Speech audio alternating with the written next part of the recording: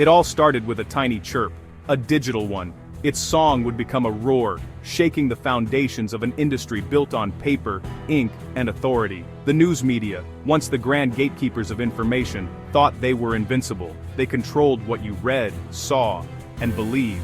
Then, a little blue bird landed on their windowsill and tweet by tweet began to dismantle their kingdom. This is the story of how a simple app didn't just change the game, it smashed the entire board. Before this digital storm, news was a carefully prepared meal, served at specific times. You had your morning paper, your evening news, stories chosen by editors, delivered by trusted anchors. The media giants decided what was a headline and what was destined for the bin. The flow of information was a one-way street, from powerful news corporations to a passive audience. But comfort and predictability were about to become ancient history. Suddenly, the ground beneath the media titans began to tremble, not from a hostile takeover, but from something far more subtle. It was a shift in power, a democratization of the microphone. The audience was no longer just an audience. They were given a voice, a platform, and a global reach. The carefully constructed walls of the media empire began to crack, not from a single blow, but from millions of tiny, 140-character taps. The age of the gatekeeper was ending. The age of the crowd was about to begin, and it all started with a tweet.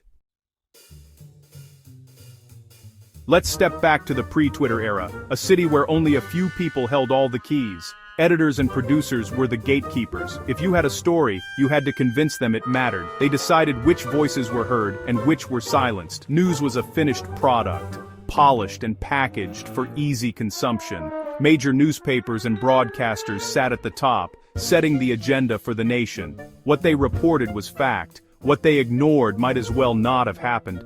Their power was consolidated, centralized, and unchallenged. The news cycle was slow, dictated by printing presses and broadcast schedules. A story that broke in the afternoon might not be widely known until the next morning. The range of voices was limited. Gatekeepers focused on stories that resonated with their own experiences. Many stories, especially from marginalized communities, were overlooked. The world was vast, but the picture we received was narrow and simplified. The public trusted the gatekeepers, but the system left many unheard.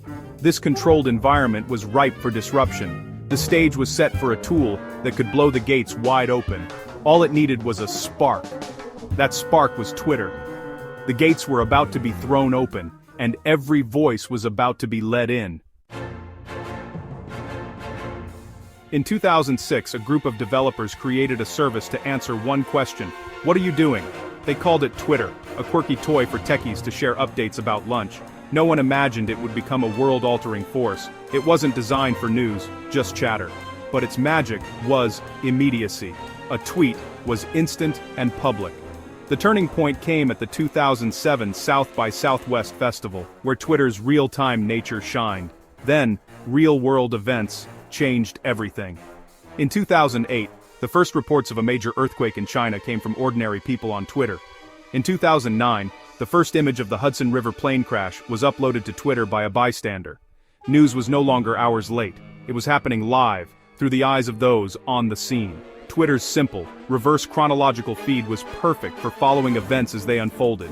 It became the world's de facto wire service, a global nervous system. The little blue bird was no longer chirping about sandwiches. It was screaming headlines from every corner of the planet, and the traditional media was struggling to keep up. The Hudson River landing was just the beginning. Suddenly, anyone with a phone could report the news. Welcome to the era of the citizen journalist. During the Arab Spring, Twitter became a lifeline for activists, bypassing censorship and state media. Revolutions unfolded through shaky videos and urgent tweets, not polished reports. The flow of information flipped news now bubbled up from the ground. Newsrooms became listeners, piecing together events from a chaotic torrent of first-hand accounts. The monopoly on immediacy was shattered. Journalists had to learn digital verification. Was this photo real? Was this account trustworthy? Their role shifted from being first to being accurate and contextual. The pyramid of information was inverted. The old rulebook was useless. As breaking news shifted to Twitter, so did the public's attention, the most valuable commodity in media.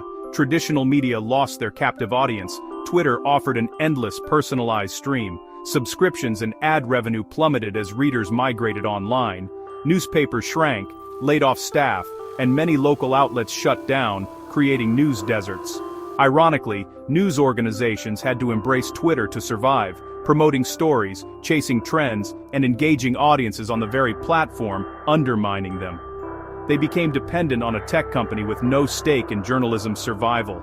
Control of distribution and destiny was lost. The industry was bleeding, and Twitter was one of the blades. The ritual of news consumption was forever changed. The audience had moved on, and the media was left scrambling to catch up. Twitter didn't just hurt media finances, it changed journalism itself.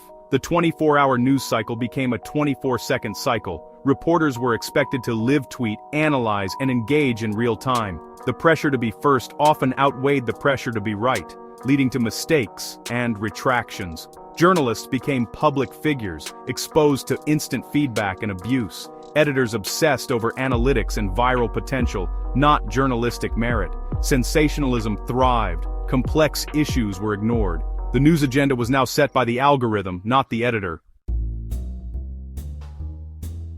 Twitter created a direct, unfiltered channel between the powerful and the public. Politicians and CEOs no longer needed the media. They could speak directly to millions. Donald Trump mastered this, using Twitter as a personal megaphone to announce policy, attack opponents, and dominate the news cycle. The media was forced into a reactive position, reporting on tweets instead of breaking news. This direct line was intoxicating for those in power, letting them sidestep tough questions and control their narrative. For the public, it felt authentic, but it was still a performance. The filter was gone, but so was fact-checking and critical questioning. The media lost access and leverage. They became commentators, not gatekeepers. The news cycle was dictated by whoever tweeted loudest. The bridge between the powerful and the people was gone, and the media was left on the sidelines. Twitter's speed, its greatest strength, became its biggest weakness. Misinformation and disinformation thrived. Fake stories spread faster than the truth. The algorithm promoted outrage, not accuracy. During breaking news, the feed flooded with conflicting reports and outright lies.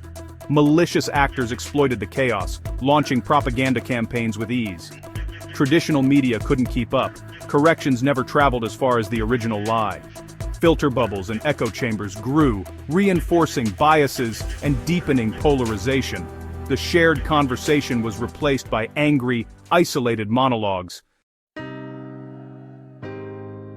In 2022, Elon Musk bought Twitter, rebranded it as X, and aimed to make it an everything app.